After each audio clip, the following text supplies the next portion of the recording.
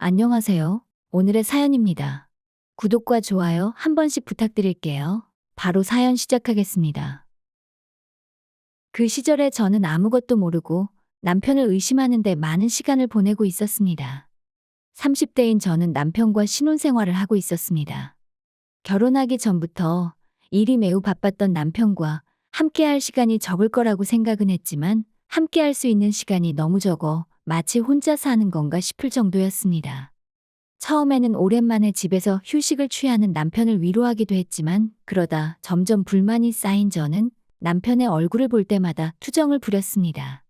남편은 처음에는 난처한 표정으로 저를 달래주곤 했지만 시간이 흘러 제가 미안해한다는 것을 알게 되자 저를 무시하기 시작했습니다. 아무리 일이 바빠도 부부니까 관심 좀 가져줬으면 하는 마음이 커지니 남편을 곱게 볼 수 없었습니다. 제가 남편에게 투정을 부리면 남편은 조금만 있으면 일이 안정되니까 그때 네가 좋아하는 섬으로 가자. 고 말해주었는데 그것은 실현되지 않았습니다. 저는 남편에게 심술을 부렸습니다. 나보다 일이 중요한 거지. 그럼 일이랑 살고 집에 오지 마. 오랜만에 당신 얼굴 보니 기분 좋지 않고 괜히 기분이 나쁘네.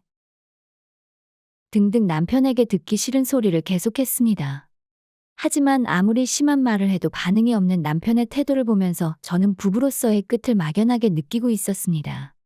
점차 남편에 대해 분노조차 느껴지지 않고 냉랭한 감정만 가지고 생활하고 있다는 것이 남편에게도 전해졌는지 남편은 일이 바쁘다는 이유로 집에 들어오지 않는 날이 점점 늘어났습니다.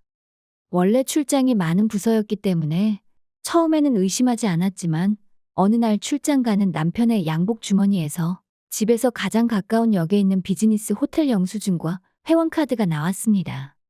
영수증에는 저에게 출장 간다며 외박했던 그날 숙박한 것으로 기재되어 있었는데 회원카드에는 하루 숙박한 것이라고는 생각되지 않을 정도로 많은 포인트가 쌓여 있었습니다. 원래 직장에서도 일 잘하고 주위 여자들에게 인기가 많았던 남편입니다. 저는 저 말고 만나는 여자가 있다고 생각했어요. 그 여자와 즐겁게 지냈을 남편을 생각하니 억울했습니다. 그래서 저도 남편에게 질세라 밤에 나가 놀고 휴일에도 쉬지 않고 약속을 잡았습니다. 한동안은 재밌게 놀았지만 이내 완전히 지쳐버렸습니다. 겉으론 웃고 있지만 진심으로 즐길 수 없는 저 자신을 보자 화가 치밀었습니다. 이제 서로 자유로워지는 게 나을지도 몰라. 이런 생각이 들기도 했습니다. 남편은 이미 집에 잘 들어오지도 않았고 차라리 남편이 저 말고 다른 사람과 더 행복할 거라면 보내줘야겠다는 생각을 했습니다. 이제 각자 갈 길을 갈 때가 된 것이죠. 하지만 정말 사랑했었던 남편입니다. 이혼을 말하기까지는 저에게도 상당한 용기가 필요했습니다. 게다가 정말 끝낼 수밖에 없는 걸까? 라고 고민하는 마음도 있었습니다. 하지만 이제 남편에게는 새 여자친구도 있는 것 같고 며칠 동안 고민하다 저는 마음을 먹고 남편의 휴대전화로 문자를 보냈습니다. 오늘 일찍 끝날 것 같아? 할 말 있어. 그러자 바로 답장이 왔습니다. 나도 할 얘기가 있어. 되도록 빨리 퇴근할게. 저는 이혼을 결심했지만 남편은 이혼을 원하지 않을 거라고 제 마음대로 생각했어요. 하지만 남편도 이혼을 원하고 있었습니다. 그렇게 생각하니 심장이 두근거려 숨 쉴 수 없을 정도였고 서 있는 것도 힘들었습니다. 남편을 이제 보낸다고 생각하니 눈물이 자꾸 흘렀습니다. 마지막만큼은 웃으며 끝내려고 마음을 굳게 먹고 남편의 퇴근을 기다렸습니다. 밤이 꽤 늦었을 때 남편이 돌아왔습니다. 오랜만에 마주한 남편은 놀라울 정도로 말랐습니다. 상냥한 눈과 말투는 그대로였지만 둘 사이에는 좁혀지지 않을 것 같은 거리가 있었어요. 원래 말수가 적은 남편이었지만 제가 이야기하는 동안에 시선을 피하고 입을 다물고 있었습니다. 남편과 좋게 끝내려던 저는 무시당하는 것 같았습니다. 짧은 시간이었다고는 하지만 부부였던 우리가 이별을 선택하려고 하는데 왜 자신의 마음을 속시원히 말해주지 않는 걸까요? 저는 점점 화가 나서 시비 걸듯 말했습니다. 그래도 남편은 잠자코 제 말을 듣고 있었습니다. 어떻게든 입을 열게 하고 싶은 저는 새로 생긴 그녀의 존재를 언급했습니다. 분명 남편은 제가 눈치채지 못했다고 생각할 거예요. 내가 내 입으로 다 말하기 전에 변명이라도 한번 해보지 그래? 제 말을 들은 남편은 놀란 표정으로 제 얼굴을 보고 순간 미소를 지었습니다. 그러고선 뭐야, 들켰어? 라고 말하는 것이었습니다. 너무 신기하게도 그 농담 같은 말투에 저도 모르게 웃었습니다. 거기에 덩달아 남편도 웃기 시작했고 우리 부부는 정말 오랜만에 함께 웃었습니다.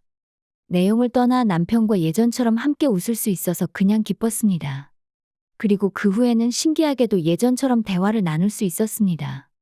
마지막으로 저에게 바람핀 것을 들켰기 때문일까요? 남편의 표정은 매우 개운해 보였습니다. 마지막이니까 좋게 좋게 웃으며 헤어지고 싶어. 제 제안에 남편은 알겠다고 하였고 언제라도 집에서 나갈 수 있게 함께 쓰던 물건들을 정리하기로 했습니다. 모두 소중한 추억들이라 당분간만 눈에 띄지 않도록 어딘가에 보관하고 싶었습니다. 남편은 애착이 가는 것을 오랫동안 사용하는 사람이지만 오늘은 쓰레기 봉투에 주저없이 넣었습니다. 주저함이 없는 모습에 제가 압도당했습니다. 자정 무렵쯤 거의 정리가 되고 서로의 짐만 남았습니다. 그때 남편이 저에게 말했습니다. 원하는 거 아무거나 가져가도 돼. 이번 일은 다 내 잘못이니까 보상이라고 생각해줘. 그런 남편의 눈에는 어렴풋이 눈물이 고여 있는 것처럼 보였습니다. 정리하는 동안 쓸쓸한 기분을 느낀 걸까요? 저도 같은 기분을 느꼈기 때문에 마음이 이해됐습니다. 남편에게 말했습니다. 아직 조금 생각할 시간이 있잖아. 천천히 치우자. 함께 쓰던 물건들은 다 정리했기에 오늘 이만 쉬기로 했습니다. 지친 몸을 욕조에 담그면서 머릿속을 정리했습니다. 바람난 남편에게 위자료를 받을 순 있겠지만 남편과의 추억을 더럽히는 일은 하고 싶지 않았습니다. 샤워를 마치고 잘 준비를 하고 누워있는데 씻고 온 남편이 침실로 들어왔습니다. 그리고 침대 속으로 들어오더니 슬그머니 저를 끌어안았습니다. 잠깐만, 지금 이래도 되는 거야? 그 여자한테 미안하잖아. 몸을 조금 떨어뜨리며 말하자 남편이 목소리를 쥐어짜듯 말했습니다. 마지막으로 한 번만. 그냥 옆에 있어주면 좋겠어. 남편은 몸을 떨고 있었습니다. 울어? 물어도 남편은 아무 말도 안 했습니다. 등을 쓰다듬어 주니 남편의 몸이 이전보다 가볍고 뼈가 굳어 있는 것처럼 느껴졌습니다. 살이 많이 빠진 것 같은데 어디 아픈 거 아니야? 제가 말하자 남편의 몸떨림이 딱 멈췄습니다. 그리고 제게서 몸을 떨어뜨리며 요즘 몸을 혹사시켜서 그래. 라고 했습니다. 그래도 심한 것 같은데 정말 괜찮은 거 맞아? 남편의 몸을 만진 것 자체가 오랜만이었는데 예전과 전혀 다른 몸의 모습에 너무 놀랐습니다. 운동도 자주 하고 나름 근육도 있던 남편이거든요. 마지막 날이라고 울지 않아도 되잖아. 혹시 기쁨의 눈물이야? 저는 괜히 쓸데없는 말을 한 것 같았습니다. 남편은 가볍게 웃으며 여전하네. 그런 점이 좋았어.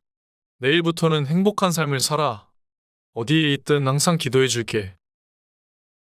남편은 그렇게 말하고 숨을 몰아쉬기 시작했고 이내 잠들었습니다. 나도 바라는 바야. 라고 중얼거리고 저도 잠이 들었습니다.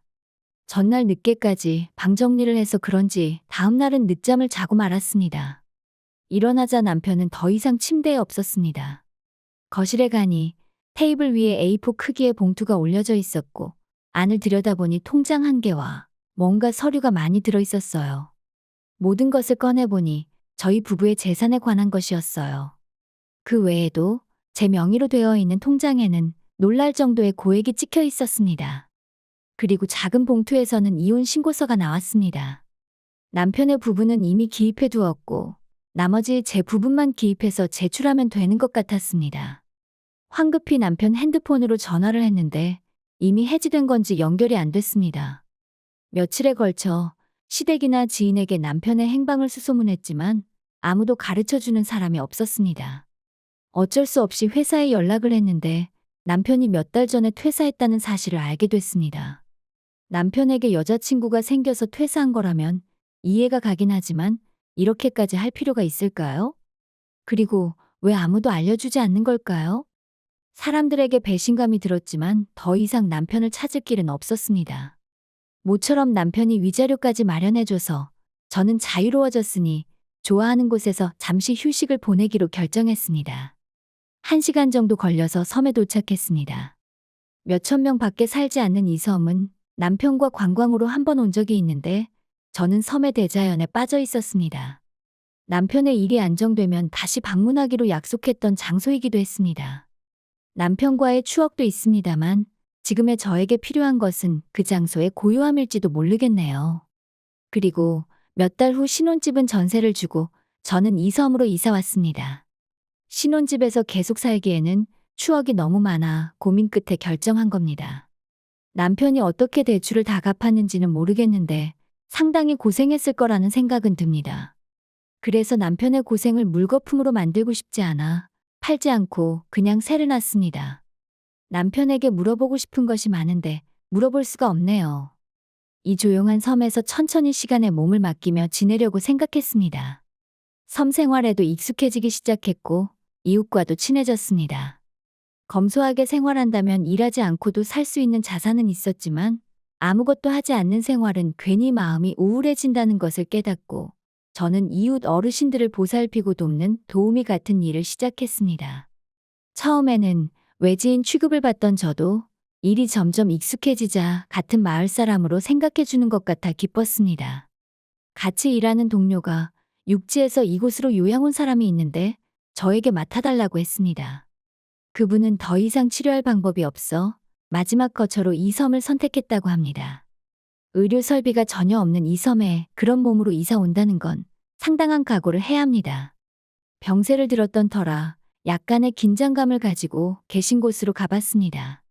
도착한 곳은 바다가 내려다 보이는 높은 지대에 지어진 작은 집이었습니다. 오래전부터 빈집이던 곳인데 사람이 살 수 있을 정도로 수리를 하고 이사 왔다고 들었지만 정말 비바람만 피할 수 있을 정도의 집이었습니다. 마지막을 보낼 곳으로 여기가 마음에 들었던 걸까? 저는 걱정 반 의문 반으로 초인종을 눌렀습니다. 겨우 들릴 것 같은 작은 목소리로 들어오세요. 라며 목소리가 들렸습니다. 안으로 들어가니 햇빛과 바람이 들어오는 창문을 향해 한 분이 앉아 있었습니다. 역광의 얼굴은 보이지 않았고 눈을 가늘게 뜨고 다가갔습니다. 오늘부터 잘 부탁드립니다. 라며 돌아선 얼굴을 보고 저는 할 말을 잃었습니다. 거기에는 남편. 아니, 전 남편이 앉아 있었습니다. 서로 놀라 그냥 말없이 바라봤습니다. 처음에 말문을 연 것은 남편이었어요. 뭐야, 다 들켰네. 장난스럽게 웃는 남편은 전과 다름없었습니다. 여기서 뭐해? 여기 있을 리 없는 남편과 오기 전에 동료에게 들은 병세들이 머릿속에서 뒤엉켜 혼란스러웠습니다. 남편은 제 손을 잡아당겨 자기 옆에 앉혔습니다. 그리고 제가 진정될 때까지 손을 잡아줬습니다. 저는 점점 진정되었지만 남편의 병세에 대해 따질 수 없었고 남편은 저를 다정하게 껴안으며 계속 사과했습니다. 남편에게 할 말도 생각나지 않고 그대로 앉아 있는데 현관 앞에서 누군가 노크하는 소리가 들렸습니다. 저는 눈물을 닦고 현관으로 가니 한 남자가 서 있었습니다. 울음을 터뜨린 제 얼굴을 보고 조금 놀란 얼굴을 하고 있었지만 남자는 가볍게 인사를 하고 안으로 들어가 남편 옆에 걸터 앉았습니다. 오늘의 몸이 어떻습니까? 라고 상냥한 어조로 말을 했습니다. 남편은 별반 다르지 않다는 식의 대답을 하고 바로 잡담을 시작했습니다. 이분은 아마 이 섬의 유일한 의사일 겁니다. 이 섬에는 입원 시설도 없고 간호사 한 분과 의사 한 분이 이 섬의 생명줄이라던 동료들의 이야기가 생각났습니다. 그렇다는 것은 남편은 이 섬에서 최후를 맞이할 것을 각오해 온 것 같았습니다. 남편이 각오를 했다지만 뭔가 할 수 있는 게 없을까 싶어 두 사람의 대화에 귀를 기울였습니다. 하지만 남편과 의사 선생님은 잡담만 10분 정도 한 뒤 돌아갔습니다. 저는 안절부절 못하고 의사 선생님을 따라갔습니다. 저의 불안해하는 모습을 보고 또 놀라신 것 같았는데 원래 부부였다고 말하니까 이해하시는 것 같았습니다. 남편의 병세나 향후 치료에 대해 질문하는 저에게 선생님은 본인 동의가 없이는 말해줄 수 없다고 했습니다. 너무 실망하는 제가 불쌍했는지 환자분이 스스로 걸을 수 있는 시간이 얼마 안 남았으니 꼭 옆에 있어 주세요. 라고 말해 저는 깜짝 놀랐습니다. 선생님과 헤어지고 나서 무거운 발걸음으로 남편이 기다리는 집으로 돌아왔습니다. 남편은 제가 선생님을 따라갈 걸 예상한 듯 드디어 왔네. 라며 웃어주었습니다. 저는 의사 선생님의 말씀이 계속 마음에 걸려 남편을 두고 돌아갈 수 없어 남편에게 부탁해서 그 집에서 자기로 했습니다. 이 집에는 최소한의 짐밖에 없고 이불도 한 세트뿐입니다. 남편에게 기대어 함께 이불을 덮으며 여기에 오기까지의 이야기를 서로 나누었습니다. 저는 몸 상태에 대해서 듣고 싶었지만 즐겁게 이야기하는 남편에게 힘든 이야기를 하게 하는 것은 나중에라도 좋다고 생각해서 추억을 이야기하며 밤을 지샜습니다. 그리고 자고 가겠다고 말하기 전에 이 섬에 여자친구를 데려오지 않았냐고 물어봤는데 남편은 그저 웃으며 얼버무렸습니다. 아마도 말없이 올 수밖에 없었던 이유가 있을지도 모릅니다. 다음 날에 직장의 사정을 이야기하고 잠시 휴가를 받았습니다. 살 날이 얼마나 남았는지 모르는 남편과 함께 보내고 싶었습니다. 혼자선 많이 걷지 못하는 남편을 휠체어에 태우고 섬 여러 곳을 둘러봤습니다. 지난 추억의 장소나 처음 가보는 장소 보여주고 싶었던 경치입니다. 대화를 하지 않아도 그저 함께 있는 것만으로 행복이 느껴졌습니다. 함께 살 때도 이런 시간이 있었으면 좋았을 텐데. 저는 이혼해도 좋아하는 마음은 어쩔 수 없다는 것을 깨달았습니다. 근데 이제 와서는 어쩔 수 없는 일입니다. 남편에게 괜히 혼란만 가져올 뿐일 거라 이대로 우정에 가까운 관계로 곁에 있게 해주길 바랬습니다. 즐거운 나날을 보내고 있던 것도 잠시 남편의 병세는 점점 심해졌습니다. 기대하고 있던 외출도 산책도 할 수 없을 정도로 체력이 떨어졌습니다. 일상생활조차 어려워지면서 꾸벅꾸벅 잠드는 경우도 많아졌습니다. 의사 선생님은 매일 방문해 주셨는데 통증이 없는 것은 행운이고 이건 자연스러운 일이라고 합니다. 벌써 남편과의 이별이 와버리다니 슬펐습니다. 저는 언제 눈을 뜰지 모르는 남편이 일어났을 때 외롭지 않도록 남편 곁을 한시도 떠나지 않고 간병을 했습니다. 가끔 눈을 뜬 남편은 마치 꿈에서 막 깨어난 것처럼 꿈 이야기할 때 먼 옛날의 추억을 방금의 일처럼 이야기하기도 했습니다. 모든 시간이 사랑스럽고 그 사랑스러움 때문에 슬픔도 깊어진 것이었습니다. 그 후 남편은 점점 일어나는 일이 없어졌어요. 대화가 사라졌을 때도 저는 남편 옆에서 좋아하는 책을 읽거나 그리운 경치의 모습을 남편에게 전해줄 수 있도록 이야기해 주었습니다. 어느 날 너무 예쁜 노을을 남편에게 알리고 싶었어요. 남편의 손을 잡으면서 이야기를 하려고 할 때 남편의 손이 차가워지고 있는 것을 느꼈습니다. 호흡 간격도 벌어지고 가슴이 불안정하게 위아래로 움직였습니다. 황급히 선생님한테 전화하니까 바로 와주신다고 했습니다. 어쩔 수 없는 상황에 가슴을 쥐어뜯는 듯한 생각이 들면서 저는 선생님의 도착을 기다렸습니다. 이 모든 게 실수였으면 좋겠고 선생님이 괜찮다고 말해줬으면 했습니다. 그러나 도착한 선생님은 진찰을 한 뒤 벌써 혈압도 많이 내려가고 있습니다. 조용히 맞이할 수 있게 해드리죠. 환자분은 아내분이 옆에 있어 주기를 바랄 테니 저는 잠시 자리를 비켜드릴게요. 무슨 일 있으면 바로 올 테니까 안심하고 옆에 있어 주세요. 선생님은 저에게 말한 뒤 남편에게 작별 인사를 하고 밖으로 나갔습니다. 이런 순간이 올 줄은 알았지만 정말 괴롭습니다. 당신을 만나서 나는 행복했어요. 어려움도 있었지만 사실은 당신을 사랑해요. 남편의 귓가에 남편의 손을 잡으며 속삭이듯 말했습니다. 그러자 남편의 손이 희미하게 저를 움켜쥔 것입니다. 의학적으로는 있을 수 없는 일인 것 같지만 저는 확실히 느꼈습니다. 곧 남편은 마지막 숨을 내뱉고 조용히 하늘로 갔습니다. 눈물은 멈추지 않았지만 남편의 마지막을 함께 할 수 있어서 기뻤습니다. 남편이 죽고 나서 화장까지는 허겁지겁 일이 진행되어 바빠서 슬픔에 잠길 시간이 없었습니다. 남편의 유품을 정리하고 나서 집에 돌아왔을 때 우편물이 산더미처럼 쌓여 있는 것을 깨달았습니다. 하나하나 보다 보니 그리운 글씨체를 발견하고 저는 눈을 부릅떴습니다. 거기에는 수십 통에 걸친 남편의 편지가 있었습니다. 남편의 편지는 우리가 다시 만난 날부터 시작되었습니다. 남편은 재회에 대한 희미한 기대를 가지고 이곳으로 이사한 것 같은데 설마 정말 만날 수 있으리라고는 생각하지 못했던 것 같습니다. 남편은 놀랐지만 기쁜 마음을 들키지 않는 것이 힘들었다고 적혀 있었습니다. 남편다운 웃긴 글귀에 저도 모르게 미소가 지어졌습니다. 게다가 남편이 그렇게 생각해 준 것이 저에게는 최고의 말이었어요. 날짜를 보면 매일 보낸 것 같은데 글씨체는 날이 갈수록 흐트러지고 편지 내용도 짧아져 병세의 진행을 생생하게 보여줬습니다.